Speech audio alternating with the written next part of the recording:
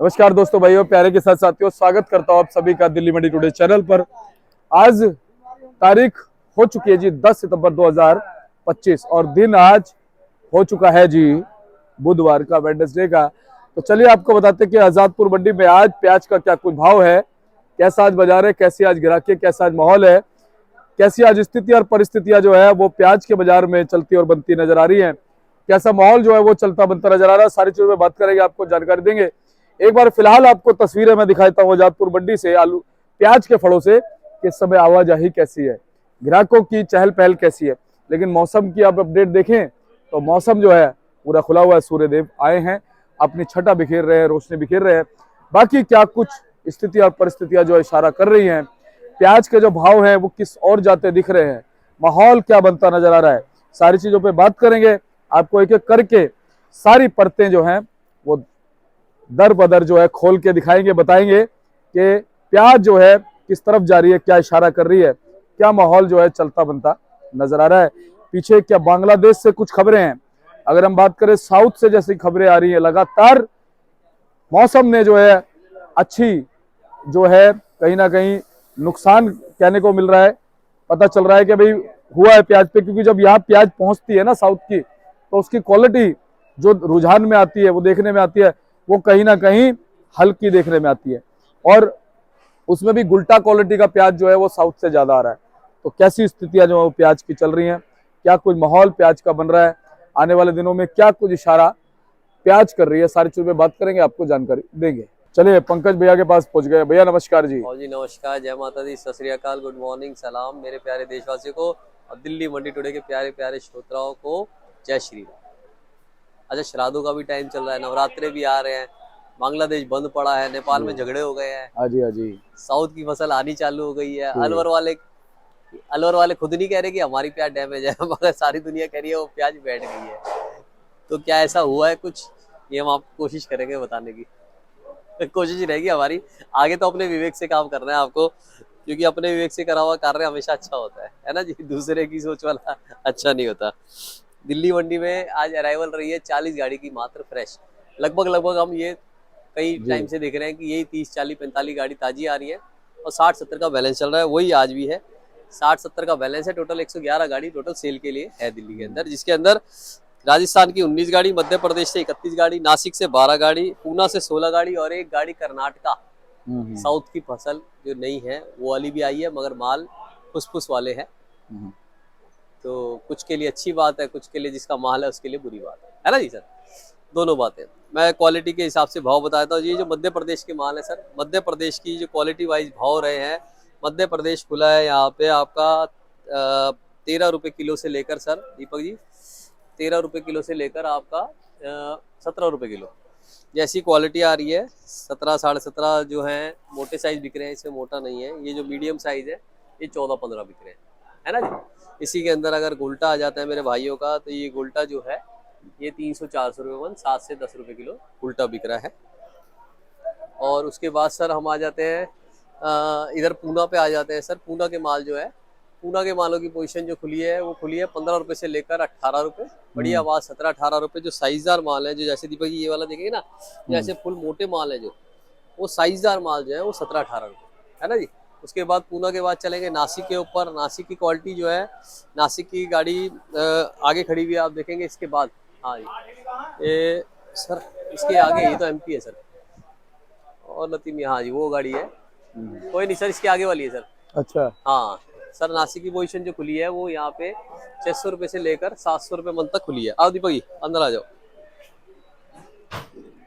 और बात करी जाए राजस्थान की, राजस्थान के मालों की पोजीशन जो है दीपक जी यहाँ पे आपका 10 रुपए से लेकर 15 रुपए किलो रही है, बढ़िया माल 13 से 15 रुपए।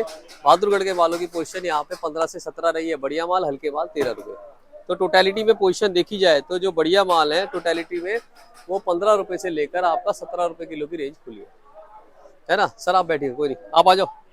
तो उसके बाद आगे बात करी जाए सर, ये तो हो गई भाव की बात, है ना जी, ये भाव की हो गई। अब हम बताते हैं आपको बांग्लादेश का। बांग्लादेश का कल मेरे को बड़े मैसेज आए बांग्लादेश के कि बांग्लादेश के एक्सपोर्टरों ने लिखा है जी खोला जाए इसको, बांग्लादेश को खोला जाए, हमारे को बहुत दिक्कत आ रही है। देखिए, Bangladesh importers call for onion permit resumption. ये कह रहे हैं कि दीनाजपुर और जो अलग अलग है, जो बॉर्डर के एरिया जहाँ से पास होता है, हिली वगैरह जो बॉर्डर है, वहां से प्याज को पास कर देना चाहिए, वहां के इम्पोर्टरों ने लिखा है। ठीक है सर, आ रहा है आपके कैमरे में? हाँ जी आ गया। मगर इसके अंदर एक पेज की बात ये है, हम्म। भेजा तो देखो मेरे को बहुतों ने है, मगर इसका थोड़ा सा हमने विश्लेषण करा तो ये देखा कि हमने एक पब्लिकेशन कब था सर, ये पब्लिकेशन हुआ था 21 अगस्त, मतलब आप समझिए 15 दिन पहले। तो मतलब ये खबर 15 दिन पुरानी है और ये कल बहुत ज्यादा खबर फैल रही है और आज भी बहुत ज्यादा फैल रही है। देखिए मैं दोनों चीजें बता रहा हूँ आपको दीपक जी, हमारा वो नहीं है कि भाई बांग्लादेश ये हो रहा है वो हो रहा है फलाना ढिमकाना, प्याज भाग जाएगी 50 रुपए किलो, ऐसा नहीं है। जो रिपोर्ट 15 दिन पुरानी है उसका असर आज कैसे पड़ेगा? तो जो मेरे भाई इस रिपोर्ट को बार बार फॉरवर्ड कर रहे हैं वो थोड़ा सा वहाँ पे कॉल करके पता कर लीजिए, नीचे डेट भी चेक कर लो, डेट भी चेक कर लीजिए, और कोई अपडेट है तो आप भेजिए हमें, बिल्कुल हम अपडेट दिखाएंगे। मुझे ये रिपोर्ट भेजी दिखाने के लिए कहीं हमारे बताओ। व्यापारी और किसान भाइयों ने कि कुछ इफेक्ट पड़ जाए मार्केट पे, मैं दिखा रहा हूँ रिपोर्ट। लेकिन एक देखो, जो भी भेजे हैं वो भी एक बार जरा डेट वगैरह चेक कर लें, क्योंकि हम आगे चैनल पर दिखाएंगे तो हमें सारी चीजें चेक करनी है। सारी चीजें चेक करनी है, हमारा देखो हमारा भी फर्ज बनता है और हाँ। उनका भी, और हम लोगों को मतलब जो कारोबार करने वाले हैं ना, फेक रिपोर्ट से मिसगाइड नहीं कर सकते, हमें गलत रिपोर्टों से बचना नहीं है। बचना है क्योंकि इस वक्त क्या है, इस वक्त मामला है ना बिल्कुल बॉर्डर अधर में लटका हुआ है मामला है ना, मतलब ना इधर के रहेंगे ना उधर के रहेंगे। टाइम कम बचा है, फसल ज्यादा है, नए की भी आ रही है, अलवर वाले भी लगा रहे हैं, तो इसीलिए हमारे पास समय कम है, तो उसको निकालना जरूरी है। मालों को निकालते रहिए, डिमांड सही चल रही है। अब आगे बढ़ गए हम उसके अंदर, ये आ गई बात अलवर की। सेकंड जो पोजीशन है कि अलवर का खराब हो गया, मैंने कई जगह बात करी, जो पहाड़ी एरिया है वहाँ पे बिल्कुल ठीक है, जो गलन है वो 20-25% में गलन लगी है, वही 20-25% का ही आ रहा है ना, है, मगर फसल जो है वो 125% लगाई गई है तो मेकअप कर लेगी, 125% मेकअप कर लेगी।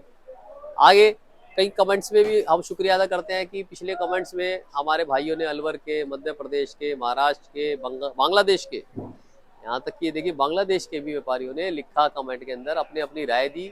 हम उसका स्वागत करते हैं, हम सब प्रेम उसको सैल्यूट करते हैं कि आप लोगों ने समय निकाला और अपने अपने विचार दिए, है ना। अब बात आ गई जी गवर्नमेंट की। देखो गवर्नमेंट क्या होता है, गवर्नमेंट नेफेड और एनसीसीएफ बनाया इस माध्यम का था कि प्याज का कुछ अच्छा भला हो जाएगा किसान और व्यापारी भाइयों के लिए, और नीचे जो कंजप्शन करते हैं, जो कस्टमर है, एंड कस्टमर है, उनके लिए भी।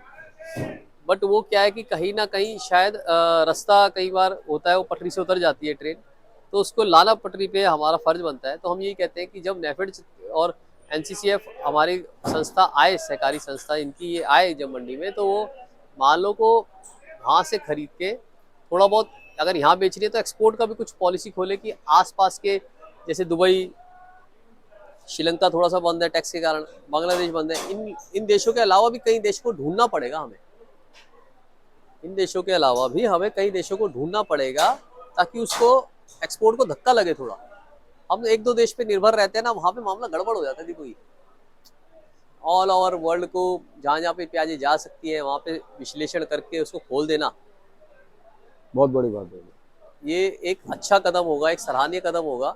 जो भी ब्यूरोक्रेट्स हैं जो इसके अंदर काम कर रहे हैं, एक अच्छे माननीय पोस्ट पे बैठे हुए हैं हमारे भाई, मैं उनकी सराहना करता हूँ। और ये अगर ये कदम उठाए ना कि सारे देशों का एक्सपोर्ट जहाँ जहाँ पे जा सकता है, जो मित्र देश है वहाँ पे भेजा जाए, तो उससे एक, क्योंकि क्या है साल दर साल जो रकबा है ना वो बढ़ता जा रहा है। क्यों बढ़ता जा रहा है? क्योंकि देखो पहले जनरेशन में फैमिली जो थी बढ़ती जा रही है, तो कारोबार में देखो किसान अपने बच्चों को डॉक्टर भी बना रहा है, अपने बच्चों को किसान भी बना रहा है, अपने बच्चों को साइंटिस्ट भी बना रहे हैं।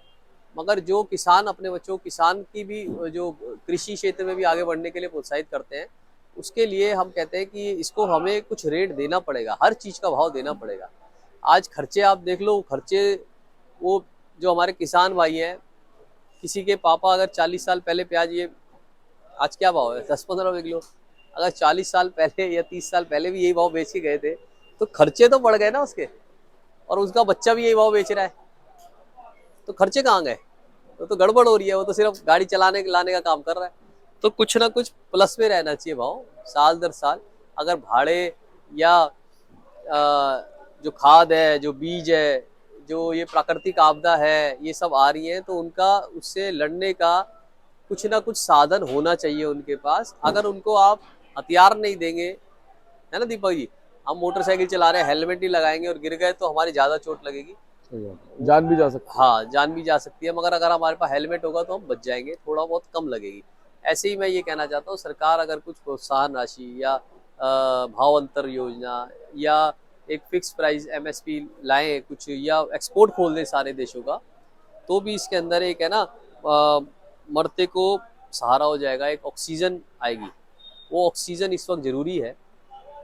एक बात मैं और कहूँगा, देखिए मैं आपका स्वागत करता हूँ, बार बार आप मुझे मैसेज करिए, व्हाट्सएप करिए, मगर विश्लेषण के लिए ये माध्यम जो दिल्ली मंडी टुडे का है ना, वो सबसे बढ़िया है। आप इनके कमेंट सेक्शन में लिखिए कि क्या रहेगा, क्या होना है, कैसे होना है, उसके माध्यम से जो जवाब दिया जाएगा ना, वो ज़्यादा आपके लिए बेहतर रहेगा। क्योंकि आप जैसे हम ऑप्शन में, आप एक 100 कॉल आएंगी अगर सिर्फ रेट्स की, तो आप उसको समझ नहीं पाएंगे, और एक एक जने को डिफरेंट डिफरेंट बताना थोड़ा सा डिफिकल्ट हो जाता है, नहीं थी भाई? तो इस बिल्कुल। कमेंट के सेक्शन में हम इसको आराम से यूज कर सकते हैं, हम बता सकते हैं और आपसी भाईचारे के साथ आगे बढ़ा सकते हैं। मेरा जी। मानना आज की वीडियो में यही था, यही मैं कहना चाहता था कि खर्चे बढ़ते जा रहे हैं किसान व्यापारी भाई के। साल दर साल, एक साल प्याज का भाव मिलता है, 5 साल 3 साल प्याज का भाव डाउन रहता है। ऐसा नहीं होना चाहिए, हर साल कुछ ना कुछ उन्हें मिलना चाहिए, चाहे एक एमएसपी हो जाए, जिससे वो आगे इसको लगाने के लिए प्रोत्साहित हो। चाहे हमारे अलवर के भाई हैं, चाहे मध्य प्रदेश, चाहे महाराष्ट्र, है ना भाजी? एक संगठन होना जरूरी है जो इसको डिसाइड करे कि भैया आज इस मंडी में इतना कट्टा गया है तो आस पड़ोस वाले रुक जाएं। एक मैसेज सिस्टम, व्हाट्सएप सिस्टम आप लोग रखिए। अब रतलाम है, रतलाम के मेरे भाइयों ने बोला कि सर 500 600 700 ट्रॉली आती है, वहाँ 1200 आ गई, तो वो एक व्हाट्सएप सिस्टम होता, अलर्ट सिस्टम होता, तो वो रुक जाते हैं 1000 पे। जहाँ ज़्यादा आवक आ जाती है वहाँ पे हमें भी 10 20 50 पैसे करना पड़ता है सस्ता। क्वालिटी तो अपने बिक जाती है, मगर हल्के मालों को हमें फिर दबाना पड़ता है। ऐसा मार्केटें सही रही हैं, आज भी जो रेगुलर बाजार चल रहे हैं वही चल रहे हैं। श्राद्ध का मुझसे बार बार कमेंट में आया कि श्राद्धों का क्या असर पड़ेगा सर। श्राद्धों का देखिए क्या है कि हमारा लोग ये एक क्या कहेंगे, बहु समाज है ना जी? हाँ, बहुसमाज, बहुसंख्यक। बहुसंख्यक समाज है, सर्व धर्म संपन्न समाज है, हाँ, हम सब धर्म फॉलो करते हैं। तो इसके अंदर क्या है कि जो हमारे, लोकतांत्रिक देश है। हाँ, लोकतंत्र के अलावा मैं ये इस पे आ रहा था श्राद्ध पे, कि श्राद्धों के अंदर कई धर्मों में हमारा ये माना जाता है, जैसे मेरे नहीं में ही खाया। माना जाता है कि प्याज को श्राद्ध वाले दिन नहीं खाना चाहिए। तो उसके अंदर करेक्ट। क्या होता है, होटलों में भी नहीं कटता, तो इसीलिए थोड़ा बहुत 19 20 फर्क पड़ जाता है उस दिन, जिस दिन जिसके घर श्राद्ध होता है। ऐसे ही नवरात्रे जब आते हैं, नवरात्रों में क्या है, पहले दूसरे नवरात्रे के अंदर ज़्यादा पूजा होती है, उसके अंदर ज़्यादा छूना अवॉइड कराता है। तो ये 2 4 दिन है जो अवॉइड करने वाले हैं, वरना तो मेरे हिसाब से सेल चलती रहेगी। सेल, क्योंकि बड़े जो होटल है, बड़ी कंपनीज हैं, ब्लिंकिट, ग्रोफर, जेप्टो, ये सब बड़ी बड़ी कंपनीज आ गई है ना जी? तो ये रेगुलरिटी में माल उठाती रहती है। थोड़ा सेल एक आध दिन ऊपर नीचे चलती है। जो मेरे भाई कमेंट में या मुझे कॉल कर रहे थे कि सर अब श्राद्धों में या नवरात्रों में कैसी बिक्री रहेगी, तो ये इसका सार है कि एक दो नवरात्रे में बिक्री कम होती है, उसके बाद जाते हुए नवरात्रों में बिक्रियां खुल जाती है। तो आप उसके हिसाब से अपनी लोडिंग करिए, है ना दीपक जी? भैया बाकी साउथ का भी थोड़ा सा जैसे आप हल्का सा बताइए साउथ कि के देखो मालों में रोग लगा, मान लिया, हमारे मंडी में आ रहा है, माल लगा के पानी दे रहा है, ये भी मान लिया, थोड़ा बहुत इफेक्ट करेगा, वो ज्यादा इफेक्ट नहीं करेगा साउथ का माल। आखिरी में जिसका ये एमपी जो चल रहा है ना, यही खेरची में जो होटल वाले हैं, ये पसंद यही करेंगे, क्योंकि इसके साइज भी है, कर्नाटका कोल्हापुर के साइज भी ज्यादा बेहतर नहीं आए हैं।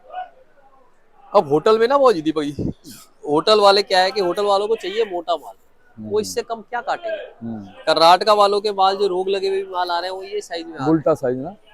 तो वो माल को चलेंगे नहीं, तो ये माल चलते रहेंगे, ऐसा नहीं है। जो आपको कह रहा है कि भैया ये महीना आखिरी है इस प्याज का, आप ध्यान रखिए, प्याज का कोई भी महीना आखिरी नहीं होता। ये 3 महीने खेतों में और 4 महीने खेतों में लगने से पहले किसान मेहनत करता है, 4 5 महीने, मतलब पूरा साल लगा रहता है। तो इसका कोई भी आखिरी महीना नहीं है। ये उसकी पेट की, आग ये है, उसके परिवार की आग है, आग बुझाता है। जो आग बुझाता है। तो इसका कोई आखिरी महीना नहीं है। आप नीयत साफ रखिए, नीयत से नियति, है ना जी सर? बिल्कुल, नियत से ही नियत की है ना क्या जी? बात है भैया। तो आप साफ रखिए उसको, और चलता रहेगा ये भाव। तो मेरे बहादुरगढ़ के भाइयों के भी फोन आ रहे हैं, जिनका रखा है, देखो आस पड़ोस वाले तो बाबूजी देखो, वो तो मजे लेने आएंगे आएंगे।